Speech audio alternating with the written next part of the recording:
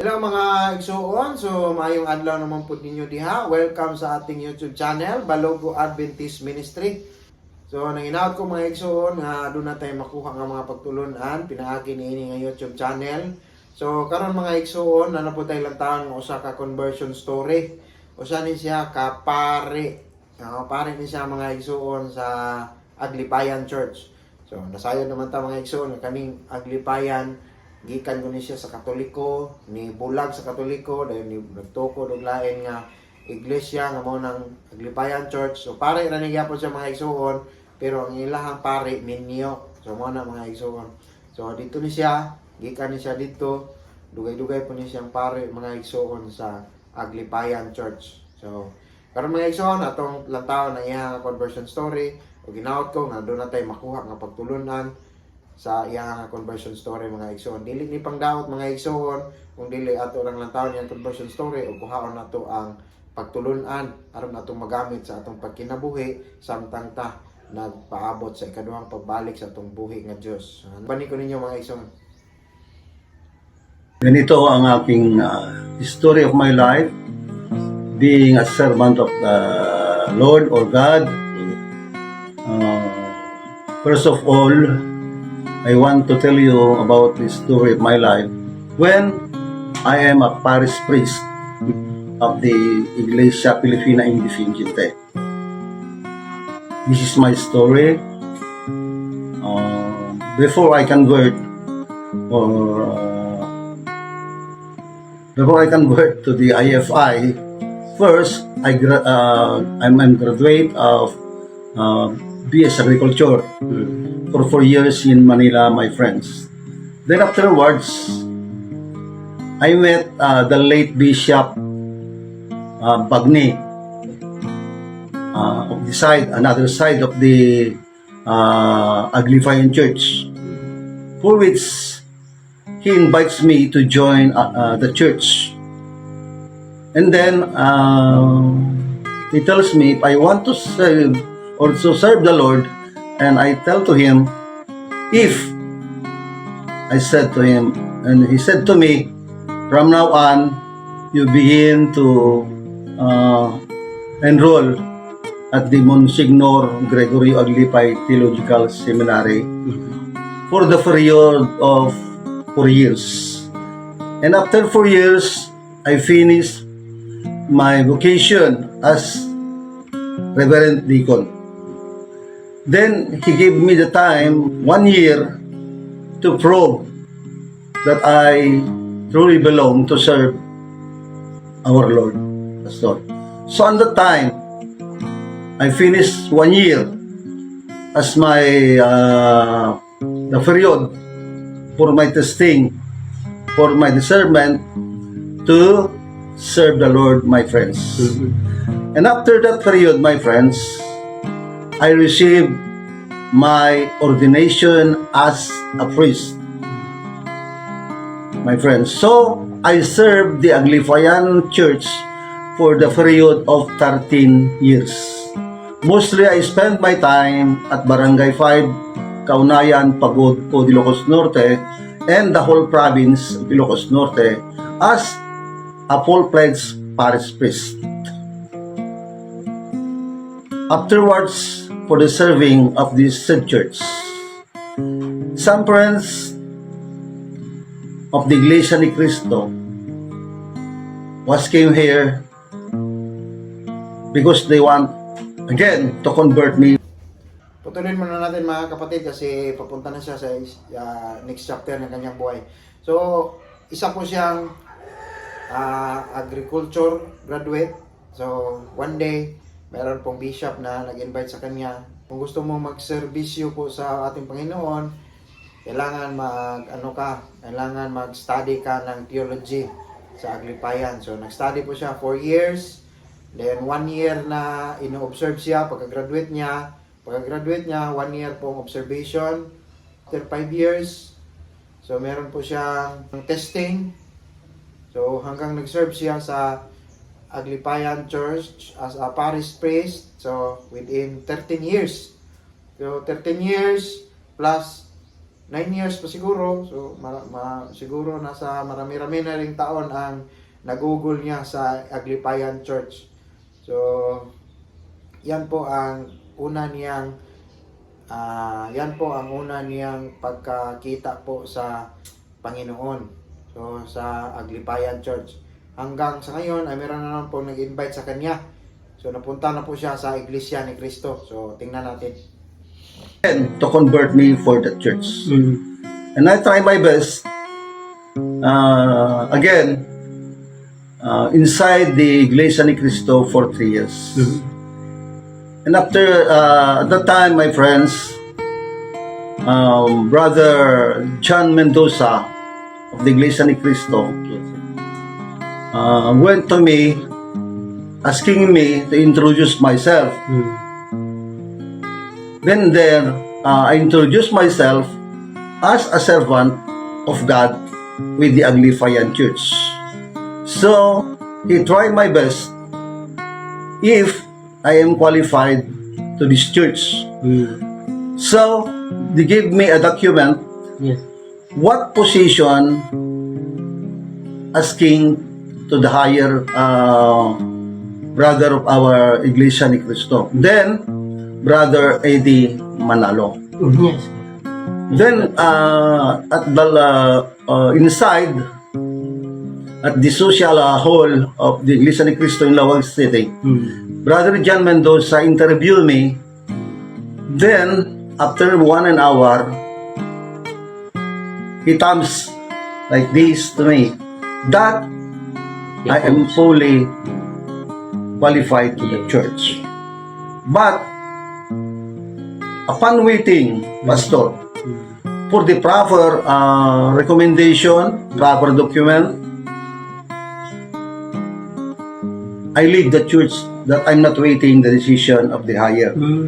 And after 1 year, my friends, this is the truth.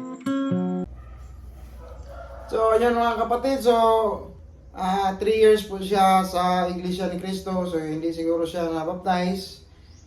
Pero alam naman natin sa Iglesia ni Cristo, kailangan ka na i-testing muna. Paano ka maging member. So, pinaka mababa niyan is 6 months na testing mo ang iyong pananampalataya. So, yan po ang Iglesia ni Cristo. So, sa kanya ay nag-thumbs up daw. Kasi okay na. Pwede na siyang ganap na member po ng Iglesia ni Cristo. Pero sa kanyang isip, hindi siya nakapaghintay. So umalis siya. So, iniwan niya po yung Iglesia ni Cristo.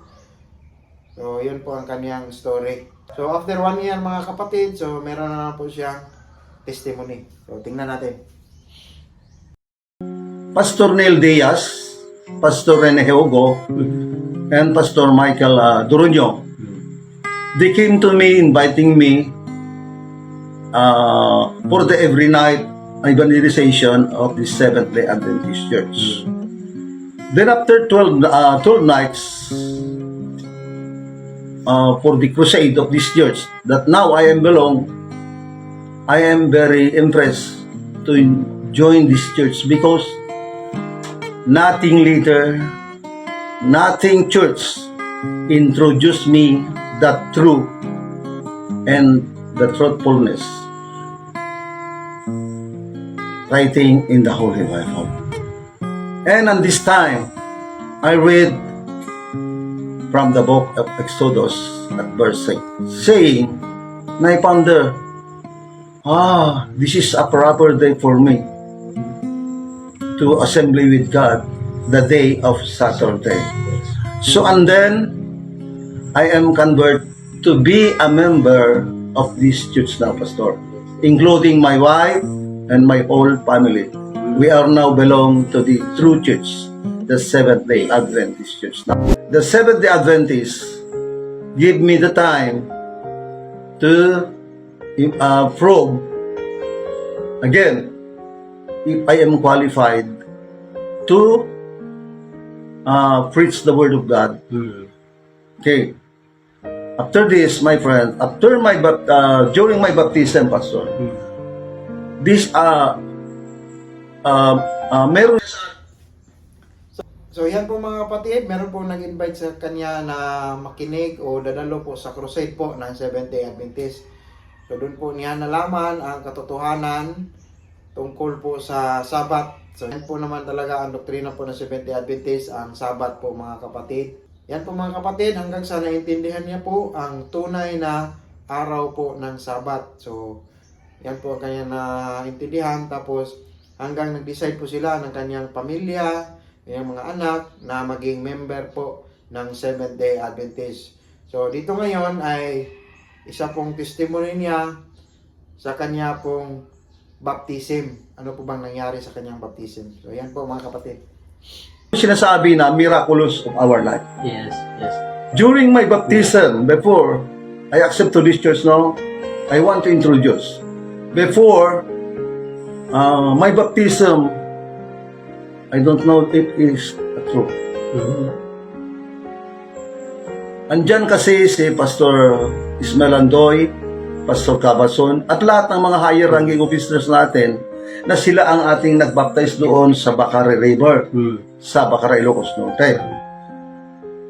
Pagkatapos, ako ang nabautismohan doon sa ilog na iyan. Like our Lord Jesus Christ, this is a true. Iningat ko yung ulo ko, mga kaibigan, sa langit. Nakikita ko talaga doon na bumababa yung Holy Spirit sa akin, kagaya ng ating Panginoon. Amen. Ang nangyari doon, Pastor, kumidlat. Kumidlat. Kumidlat. May storm, may lightning. Ano? Kung yung kidlat na yan, tumama sa amin, Pastor, namatay kami lahat. Sabi nga, sa amin lang, kayo nun eh. Oo. Kung ano, bali, umaangat ako ng patas na, ayun, may nakikita kong galang bumaba na Holy Spirit. Like Jesus Christ. Kaya, kumulog, kumidlat ng malakas. Pagkatapos, lumilim doon sa aming area. Kasi alam naman, Sa hapon na yan ang talagang first miraculous of my life. ayun po yung time na nabautismo. Oo. Hindi ako makapaniwala Na ganun. na ganun pala ang nangyari sa akin. Kung talaga yung kidlat na yun, malakas sa yung kulog na yun eh. Wala na. Lumilim doon sa amin lang. Ngunit sa kapaligiran may lightning na. pa. May lightning. Oo. May kulog pa. Kulog pa. Sa aming kapaligiran eh, umiinit naman, wala namang ulan. At that time. Kaya sabi nga ni Pastor Andoy sa akin, lumakap pa, Miracle. sabi niya, Brad, ikaw ba si Jesus Christ? Uy. Ikaw ba si Kasi Jesus ganun Christ? yan. Kasi kaparehas mo yung namatay si Jesus Christ sa Calvary sa cross. Oo. Di ba ganun na kumulog, kumidlat? Oo. May pagkaparehas kayo kasi. Kaya tinatanong ko, kung ikaw ba ang Kristo ngayon na aming binautismohan. Ang sabi ko sa kanila, kung ano ang nakita ninyo, ayun na, wala ko nang masabi. Yan ang aking first miraculous, Pastor, nangyari during my baptism. Ibig sabihin, After my baptism, ang aking mission ngayon after my baptism, after my conversion to this church, Pastor, bago ako nag-mission, doon kasi sa Bacara Church, iprinoclaim ni Pastor Neil noon, siya ang ating Buding District Pastor. Pag noon siyang tawagin, brother. Ngayon, tawagin natin siyang Pastor. Kaya unang mission mo ngayon sa Karasika. Dito ka sa Bacara. siya yung nagbigay. So, yan po mga kapatid. Isa pong napakagandang conversion story po ng ating kapatid na isa na pong pastor ngayon ng Seventh-day Adventist. So, during po sa kanyang baptism ay immersion kasi yung baptism namin. So, pag ganun sa dagat, pag paibabaw niya, nakita niya po sa langit na lumilim. Tapos kumidlat. So pag tinamaan sila ng kidlat, siguro namatay sila lahat, pero hindi pinayagan po ng Panginoon natin na matamaan sila. Pero ang pinagtataka niya kasi doon lang po sa kanilang area po lumilim. Tapos doon lang po kumulog at kumidlat. Sa iba namang area ay mainit lang. So sinabihan siya ng pastor na nagbaptize niya, ikaw ba si Jesus Christ? Sinabi niya, yun, kung ano pong nakita mo, pastor, yun na lang, yun na po. So, hindi siya nag-comment. So hanggang sa ngayon ay nag-serve na siya. Pumunta na po siya sa isang lugar. So ngayon mga kapatid, ipagpatuloy nating tingnan. Sa inyo, kumbaga. After that confirmation, bilang temporary pastor, no? Apo. They assigned me as evangelist dito sa Buyon, Bakaray, Ilocos Norte. Yes. After that, for the period yata ng 1 year o 6 months yun, uli na naman, sabi nga nila, doon ka ngayon, pastor sa Karasin. Ayan. Kasama ko si Reynan. Alam mo si Pastor Reynan ngayon, o si Pastor Del. Sila ang mga ka-teammates ko doon, kasama si Kapireng doon sa Karasin. After 3 months, pagka-stay doon sa Karasin, sa tulong ng ating Panginoon Diyos, ay nakakonvert kami ng 36 souls. Amen. Praise God. Oo, 36 souls sa Karasin. Oo. After Karasin naman, pagkatapos ang mission namin doon, sinubok nila ako na maging temporary pastor doon sa Karasin Ayun. for the period of 6 months. Okay? For the period of 6 months, sabi nga nila, baba ka ngayon, pastor, sa Sarat, Ilocos Norte. Doon na naman kami nag-crusade bilang temporary pastor ng Seventh-day Adventist. Okay? And after that 6 months na naman, sabi nga nila, tapos na dito. Forward ka naman dyan sa Lagi Sail, Nawag City. As a temporary pastor naman doon. Doon ako nag-stay ng 6 months. Nawala ng crusade na nangyari doon. Nakatalaga ako doon ng 6 months bilang temporary pastor bilang sa Seventh Adventist Lagi Sahil, Nawag City. And after that period, I tell you, pastor, they again forwarded me to Sinait to assemble for the shape that have blossomed door in that area. So, I take again doon my 6 months staying, being a pastor, to look for the sheep, like Jesus Christ. My 6-month period, I gathered the lost sheep. I gathered all of them 21 souls there. So pagdating sa soul winning talaga, masasabi na kayo ay talagang maraming naidala sa Panginoon. Oh, maraming na Amen talaga. po, Oh, amen po. okay. And after my 6 months staying at Sinait, Pastor Erwin Agdepa, our minister secretary noon, Former. former, ang sabi nga nila sa akin ng ating former minister director, si Pastor Erwin Agdepa, Pastor, move out ka doon muna. O bakit, Pastor? May problema dito sa San Pedro, Canton City na naman. Kailangan kayo dito. Kailangan ka dyan. Forward ka na dyan. Forward ka na. Maawa ka sa mga karnero doon. After that period, I went to San Pedro, Canton City. Yes. Being a full permanent church pastor. Bale, may promotional doon. Si Pastor Tito sa akin. Yes. I stayed there for 7 years. Yeah. Yan po mga kapatid, yan po ang journey po ng isang pastor po ng Seventh-day Adventist. Pagkatapos mong mag-eskwela ng 4 years, so i-assign ka kahit saan para po maging isang missionary. Hindi ka maging pastor muna, hindi ka tulad po ng mga pare na pare na ka dito. So meron ka pa missionary. So kailangan meron kang mga soul winning. So matagal-tagal rin siya naging isang missionary. Tapos nakabaptize sila ng 36. Tapos paglipat niya, nakabaptize siya ng 21 souls. Hanggang naging district pastor po siya for 7 years. So yan po ang journey po ng isang pastor. Hindi basta-basta mga kapatid. I stayed there for 7 years. At that area, it is very difficult for me. How to again I assemble and look out for the lost sheep again, Pastor. Why? It is very hard for me again.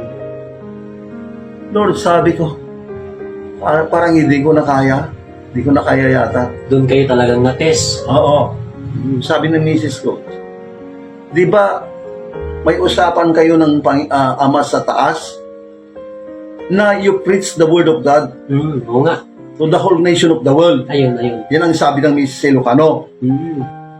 Sabi ko, darling, Lord, forgive me. I am only joking for my wife. But, if you want me to serve in your holy name, Lord, I ask and pray, please help me. Yes. It is very hard for me, this word. But, in your request for me, I do my best. Oh Lord, please help me. For the period of for the 7 years. Mahirap naman sabihin natin, baka mayabang si Pastor Garcia, sinasabi yung mga nanonood natin. Hindi.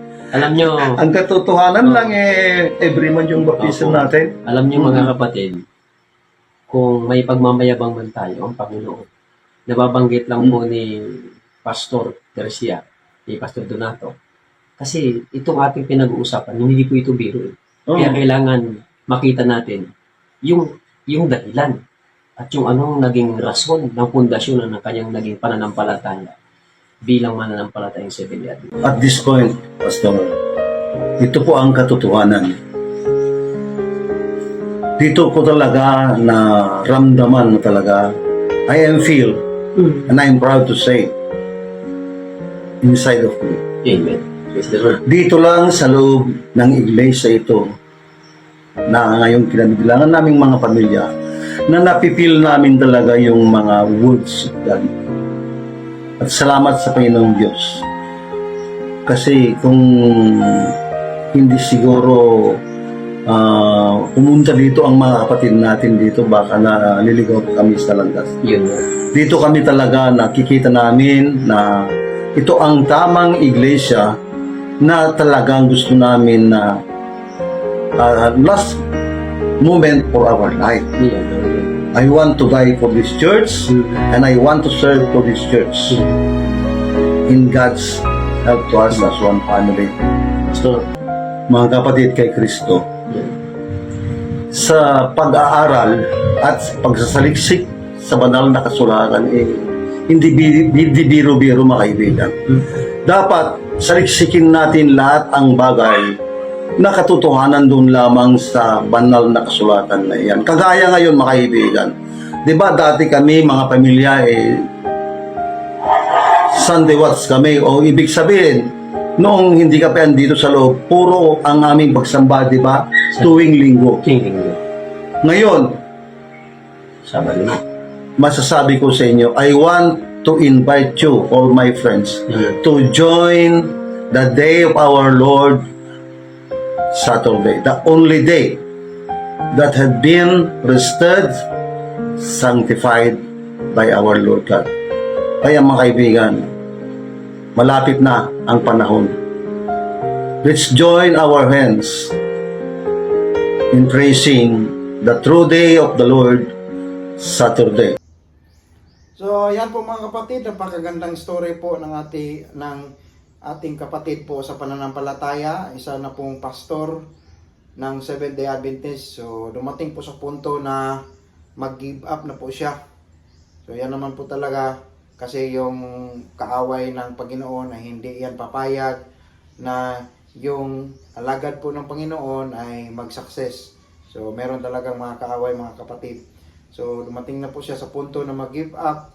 Tapos, pinaalahanan siya ng kanyang asawa na, di ba may kontrata ka o ano ba yung sa Tagalog nun na kailangan mo i-preach ang word of God to the whole nation.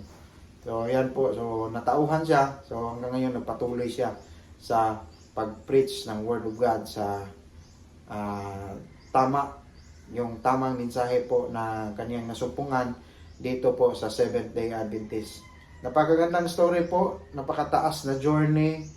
Dating 13 years sa Aglipayan Church, naging Iglesia ni Cristo for 3 years. Dayon hanggang sa ngayon, nagpatuloy as Seventh-day Adventist Church Pastor. So, sana po ay meron po kayong nakukuhang mensahe po na ating kapatid sa kanyang conversion story. So, ang payo ko lang sa inyo, kukunin nyo lang po yung mensahe po na makadagdag po sa lakas nyo para po makatuloy po sa pag-serve at sa pananampalataya ng isang Kristiyano po.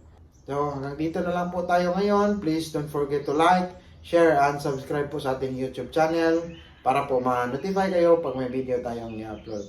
Bye-bye!